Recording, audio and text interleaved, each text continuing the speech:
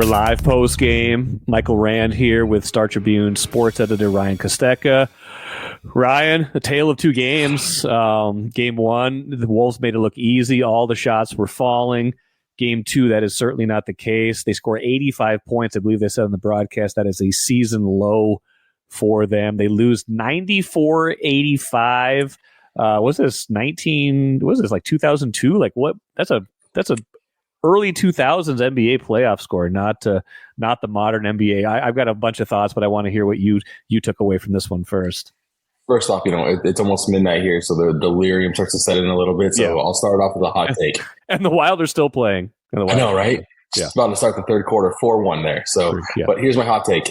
I love these games, these low-scoring games. It's like a 2-1 baseball game. I'm all in. Yeah, it's fine. I don't mind it. It's just it's not what I expected. No, definitely not. I think the big takeaway for me is that just Minnesota could not match Los Angeles' intensity, physicality from the get-go. I think it proves that Minnesota still has a step to take. They look great in game one. We knew that was going to happen. But I expected them to maybe come out with a little more energy, just knowing Luka and LeBron, they couldn't afford to go down 2-0. So you've got to match that at least early on, maybe into the first quarter, just to see if you can then take the crowd out of the game a little bit. So once that crowd got going, it was tough to play catch up. I thought Minnesota was able to cut it close then. The biggest win for the Wolves tonight by far is just the fact that Luka and LeBron and Reeves all had to play big minutes. Yeah. It might not matter the next game because they got 2 days off, but it's going to matter. LeBron's legs looked shot at the end. Phenomenal defensively, just no lift offensively on his shot. So I think that was a win for the Timberwolves. That's about the only thing you can take away as a win. Yeah, Randall looked great. Sure. I mean, that's awesome, but you got to look big picture. My biggest takeaway is this was predictable in a certain sense, right? You already outlined that you knew you were going to get a better game from the Lakers. Like, this is LeBron. He's 40. How many times is he going to be here again with a realistic chance at making a playoff run? Like, they're not a Western Conference favorite, like that's Oklahoma City, but they have a chance. They're a good enough team that they could make a run. So you knew they were going to have a better game after getting embarrassed in game one. The other predictable thing, though, is that the Wolves traditionally this season have been their own worst enemy. When something good happens, they have a hard time sustaining that. So I was not surprised that they were not able to duplicate the energy, the ball movement. Like, I can already hear, I haven't seen Chris Finch's post game. He's probably doing it right now. I can already hear him saying ball got sticky. We didn't pass it like we were supposed to. It just didn't. I think at one point they had 10 assists on 23 buckets. They finish with 14 assists on 30 buckets. That's not good enough. They're just, no, it's not. It's too much ISO, too much one-man game. I thought the Lakers defense was better, but it's still not a great defense. Luka's not good. No. Reeves is not a good defensive player, although he was better tonight. He took some charges. He at least moved his feet. Yeah. LeBron's great. Like that's you're not disputing that, but like, I still feel like this is more, as crazy as it sounds, as well as I think LeBron and Luka played in moments, I still feel like this was a function more of how the Wolves played than how the Lakers played. It's real simple. I mean, you looked in the Wolves started, I think, 1 of 7 from three, and 6 of them were wide open looks. The only one that wasn't was the one they knocked down. So they got the looks. The shots didn't fall tonight. It was as simple as that. And, you knock those shots down early in the game, it's a completely different game at that point. Yeah. I will say, I agree. The Lakers defense it's not very good. If you're the Wolves, you're salivating knowing you're coming home. Reeves was better. Agreed. Took the charges. Luka is not very good. I still think Jared Vanderbilt, in my opinion, is one of the most overrated defenders in the league. Dating back to, my time with the Jazz and watching him play there, it's tough to see, but he does bring a sense of tenacity, you could say, to the Lakers. They desperately need. So, it's good to see from them there, but it's not a good defense team at all. No. And it took a near triple-double from Luka and LeBron dropping 27, I think. 21. Win 21. Yeah, but 11 rebounds, 7 assists. His all-around game was there. Vando was the only minus player for the Lakers, by the way, -6 in 8 minutes, to your point. Wolves 5 of 25 in the game from three-point range. And I'm starting to wonder, too, this is we forget. They won by 22 in game one. Yes. They got off to a bad start in that game, too. And I'm starting to wonder, Mike Conley, 21 minutes in this game, did not score a point. Yeah. He was a -5, 0 of 5 from the field goal range, 0 of 3. Missed a couple open Missed an open three Yeah, open 3 in the fourth quarter. That would have made it a lot more interesting. I don't know. His minutes, 21's not a lot, but I start to wonder if you got to make a move in the starting lineup at some point to get off to a better start, because this is their starting lineup. This is indicative of what they've done all year. Yeah. Their starting lineup has struggled to get off to good starts all season long. In a lot of cases, and sometimes it's just you don't have enough offense out there to start the game, because when McDaniels isn't rolling, when Rudy's not rolling, you got Conley, you've got 3 guys who aren't offense first players. Yeah, I wonder what the solution would be though, because Dante seems best served. In general, Dante and Nas are both best served off the bench as energy guys, and same with Nikhil. So I'm curious, you mess that up. I think personally, I think you still start Mike in the sense of just run the offense to get you good looks. But if it's slow, I think it's a much quicker hook. Yeah, you're entering, Dante or Nikhil. I mean, Na played well. I thought Na was pretty solid overall, good intensity. Nas and Dante were really, really rough tonight. Yeah, it wasn't pretty, and they did a lot more talking than they should have to the officials. I think they got in their heads a lot, really, really early, especially in that first half with their foul trouble, and they just never seemed to regroup out of it. Wolves only had, I'm counting it up, 19 bench points. Ooh. A little surprised we didn't see more TJ Shannon after his good shit in the first half. He was a plus 7 in 7 minutes. He wasn't trying to make too much happen, but again, took the ball hard of the rim and scored that one time. I mean, it was probably a function of guys in foul trouble, and it's just like trying something, but it worked. So I did wonder if they'd go back to that as someone who was giving them a little bit of floor spacing, a little bit of energy. Ant, 40 minutes, 25 points. I thought he was fine. He wasn't the problem. Randall, he wasn't the problem. He had 27 points. But again, it wasn't, the ball wasn't moving. Anthony Edwards did not have a single assist tonight, and that's a problem. He was dealing in that first game. In this game, there's a lot of dribble. I think they threw different defensive coverages at him this time. They didn't, double and get the ball out of his hand. They let him beat the first guy. Then they had that second guy ready to take him. I think that was a better strategy. He's got to figure that out in game 2, because you cannot have Ant playing 40 minutes and not having a single assist. See, I thought he was actually pretty good, honestly, in the first quarter to start the game, just with finding the open man, understanding the defense there, finding the open man. But I agree, later on, you could tell he got frustrated more. And once he got that ball, it stopped moving. He became a real ball stopper. He started to just hold it and let the Lakers defense kind of set up and then try to go one-on-one. So I think he's got to mature. He's not mature, but kind of continue to grow from that moment. Yeah. But him and Randall, the ball stopped a lot with those two tonight. And if you're the Lakers, that's what you want. Yeah. If the Lakers, that is amazing. Let's do that over and over and over again. That works well for us.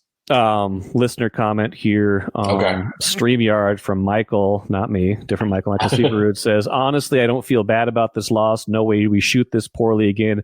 If only one bench player has a Nas Reed game, it's our W. I don't necessarily disagree with that. I mean, I said this on social media. It's like you probably saw the Lakers at their worst in game 1. They were terrible. I think you saw the Wolves at close to their worst in this game, at least offensively. And they were still in the game. I don't think they have that bad of an offensive game in them again this whole series.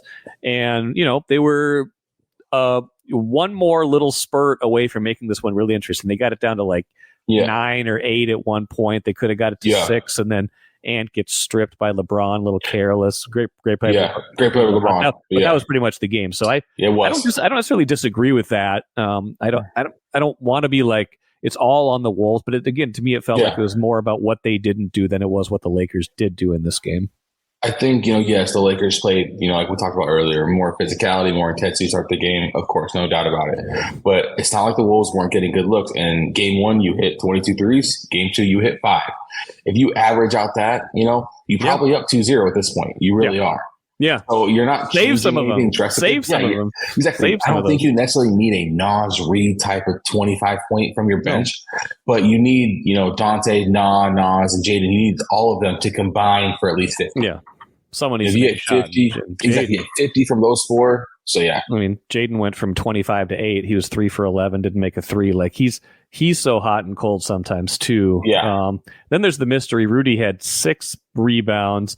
Brian on X wants to know, how are Rudy's hands so bad? Ryan, you watched more Rudy Gobert basketball than probably any of us because you came from Utah. How are Rudy's hands so bad? I will say this. Rudy's hands are not the best. I'll just say the truth. Yes. Okay. His hands are not the best. For a 7-footer, 7'1", 7'2", he's incredibly coordinated, just maybe not the best hand-eye coordination. Yeah. He does have a tendency, he tried to catch a lot with one hand. I will say that's probably my biggest thing with him is instead of going up strong with two, he bats it around a lot everywhere. On rebounds too. Yes, just pull it in. Just pull it in. I was watching the game with my dad tonight, and he commented about the same thing about Rudy Gobert, and someone who's watched Rudy, obviously during my time in Utah as well. Right. And I was explaining to him a little bit about how Rudy's hand, often gets pulled down. Refs don't call it, but at the same time, you've got to be strong. You've got to just power through that. You've got to grab two hands and. It's tough to say, but I think that Rudy doesn't have the best hands in the NBA, and it's a very fair comment to make. I think it's fair, too.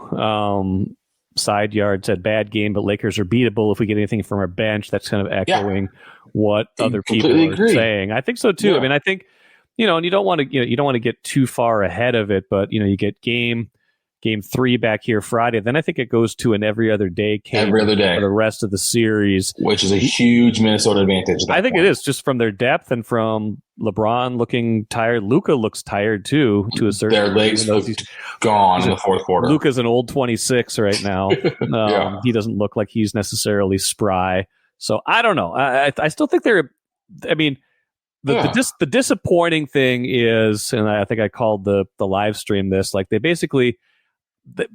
I think the Lakers kind of are what we thought they were still after game 1. And I think the Wolves kind of let them off the hook, the old Denny Greenism. I think they let them off the hook a little bit in this game because even though if you went into the totality of these two LA games, you would have been perfectly happy with a split. When you win game 1, you got to be greedy. You can't just say, okay, we're satisfied with the split. Exactly. There's a little bit of that tonight.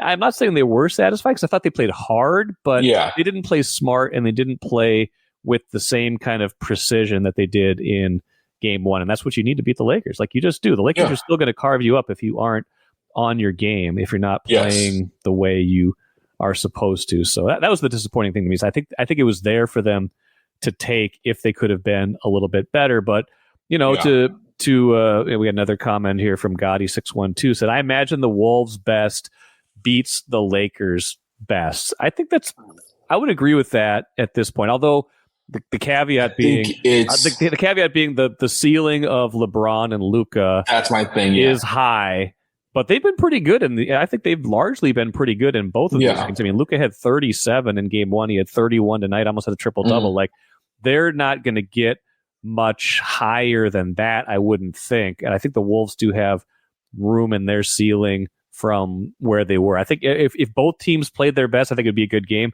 I think the Wolves have shown that their highest level is maybe a little bit better than the highest level of the Lakers, but that's a tough thing. That's also a dangerous thing to say when you're talking about LeBron James and Luka Doncic against a team that's been wildly inconsistent all season and a superstar who's still in Ant, who's still just 23 years old, still prone to say dumb stuff. Never know what he's going to say and get fined for by the NBA. Maybe he's gotten fined again since this afternoon, but I don't know. I do think that's a fair thing to say, though. I think they're still in a mode where you could see them winning this series, but I don't think there's any doubt it's going to go less than 6 at this point. I don't see anybody peeling off 3 straight at this point. I think the Wolves really have to reassert their offensive identity in game 2, though. That's what they've got to do. Their defense is fine.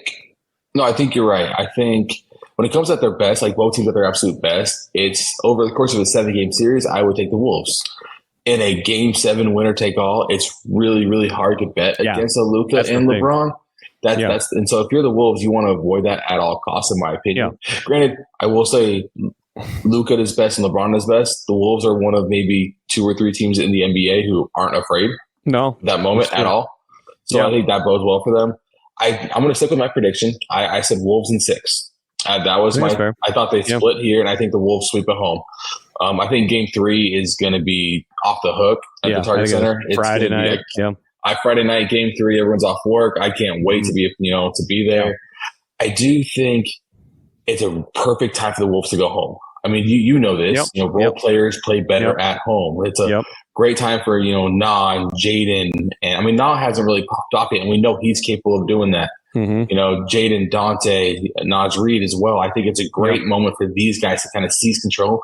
Who knows? It might even, you know, light something up under Mike. Maybe Mike hits one of those threes. Yeah. You know, in the fourth quarter. So returning home at the perfect time, you got to keep it all in perspective. You played great in game one, you won. You played terrible in game two and you lost. It's, you know, I think the Wolves, like I said, they were maybe one or two buckets away in the fourth quarter with like legit opportunities to hit them to make this a game, and to really put that pressure on a tired Luka and a tired LeBron. All it would have taken was a decent offensive quarter.